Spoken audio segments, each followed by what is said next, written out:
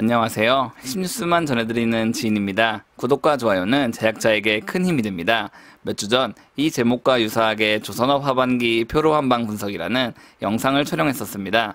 관심 있으신 분은 오른쪽 상단에 카드를 클릭해주세요. 메리츠증권에서 시황을 한 번에 체크해줄 수 있는 내용을 지속적으로 발간하고 있어 이번에는 철강업에 대한 현황을 체크하기 위해 영상을 제작했습니다. 많은 분들이 아시다시피 아직까지 기간산업이 크게 주목받고 있습니다. 철강 주가도 엄청나게 랠리를 이어가다가 지금은 쉬어가고 있는 상황입니다. 물론 최근 현대제철, 세아베스틸 등이 다시 조금씩 상승하긴 했지만요. 이번 정리를 통해 현 상황과 미래 상황을 조금이나마 예측할 수 있게 미리미리 대응 전략을 세우시는 게 필요하다고 생각합니다. 그럼 시작하겠습니다. 일단 표를 한 방에 봐보겠습니다. 이 표를 한 번에 보면 뭐가 중요하고 어떤 의미가 있는지 파악하기 어렵기 때문에 따로 한 항목씩 나눠서 분석해 보겠습니다. 모든 내용에 이미지를 첨부하기가 쉽지 않기 때문에 제 말에 집중해서 텍스트를 봐주시면 감사하겠습니다. 그럼 첫 번째 항목부터 살펴보겠습니다. 첫 번째에서 다루고 있는 내용은 수요에 관한 측면입니다. 중국에서의 수요를 워스트, 베이스, 베스트로 나누고 있는데 현재는 베이스가 아닌 베스트 상태라고 볼 수 있습니다. 최근 몇 달간 중국은 철강산업 구조조정을 통해 생산량 감축을 추진했습니다. 그러나 조광 생산량은 지속적으로 증가했고 사상 최고치를 꾸준히 기록하고 있습니다. 여러 업체들 간의 흡수합병 등을 통한 대형화가 이루어졌지만 과거 지속적인 설비 증설 영향 때문에 실질적인 생산량 감축은 발생하지 않았습니다.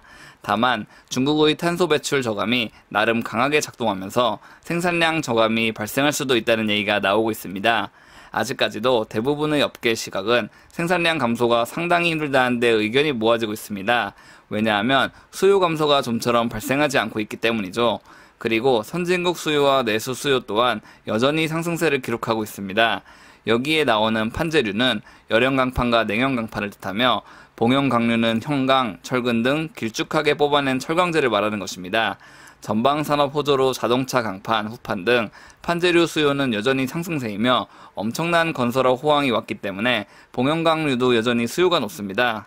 이번엔 정부 규제를 살펴보겠습니다. 앞서 말했듯이 중국의 큰 방향은 생산량 감소를 표방하고 있지만 실질적인 감소는 발생하지 않을 것으로 예상됩니다. 다만 중국의 규제 강도는 중국 열연 유통가에 달려 있습니다. 6월 2일 기사를 보면 중국 열연 유통가는 약 95만 원을 기록했습니다. 이는 전달 대비 4.5% 하락한 수치입니다. 이 같은 하락은 수요가 감소했다기보다 중국 정부가 원자재 가격 급등을 단속하고 시장을 통제했기 때문입니다.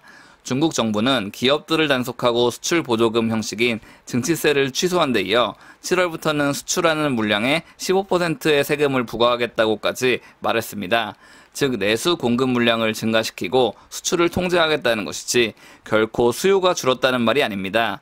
즉 한국 기업들이 중국에 철강 제품을 수출한다면 오히려 중국은 반길 것이라는 말입니다. 표에서는 원자재 시장에 개입 중단하는 상황이 베스트라고 나와 있는데 저는 어떤 형태가 돼도 한국 기업이 중국에 수출하는 데는 문제가 없다고 생각합니다. 중국의 수요는 여전히 견조할 것으로 예상되기 때문이죠. 세 번째 항목인 무역 정책을 살펴보겠습니다. 여기서 호주와 중국 간 외교 관계는 그다지 우리가 염려할 필요는 없습니다. 호주산 물량이 중국에 흘러들어가게 된다 해도 중국의 수요는 엄청나기 때문입니다. 게다가 한국 업체들의 중국 시장 진출이 어려워지면 동남아 지역을 좀 더 집중적으로 공략할 수도 있습니다. 어차피 아시아에서 중국 물량이 크게 줄어들기 때문이죠. 그렇다면 미국의 무역 확장법 232조에 대해 살펴보겠습니다. 이 조항은 아시다시피 미국의 자국 산업을 보호하기 위해 만들어진 제도입니다. 다만 현재 미국도 철강 수요가 꾸준히 증가하고 있습니다. 따라서 여러 상원 하원 의원들로부터 232조 철폐 얘기가 꾸준히 나오고 있습니다. 현재 빠르면 올해 내로 232조가 철폐될 것이라고 얘기가 나오고 있지만 빠르게 진행되기 힘든 상황인 만큼 호재 가능성만 남아있고 악재로 작용할 요소는 거의 없다고 볼 수 있습니다. 마지막으로 투자 전략을 살펴보겠습니다. 여러 말이 많지만 결국 수요와 공급에 따라 슈퍼사이클이 올 것인지 아니면 다운사이클이 올 것인지에 대해 말하고 있습니다. 전 세계적으로 수요가 꾸준히 증가한다면 결국 슈퍼사이클이 올 것이란 말이고 그렇지 않다면 다운사이클이 올 것이란 말이죠. 저는 조심스럽게 슈퍼사이클 가능성이 높다고 보고 있습니다.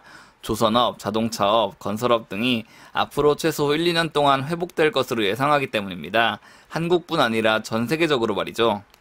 오늘은 철강업 하반기에 대해 얘기해봤습니다. 항상 그렇듯 모든 정보를 의심해봐야 합니다. 아무리 뛰어난 보고서라도 100% 정답은 없고 아무리 안 좋은 보고서여도 꼭 틀릴 것이라는 것은 없기 때문입니다. 모든 사항에 100% 완벽한 투자는 없습니다. 따라서 구독자 여러분들도 항상 분할 매수, 분할 매도, 분산 투자 잊지 마세요.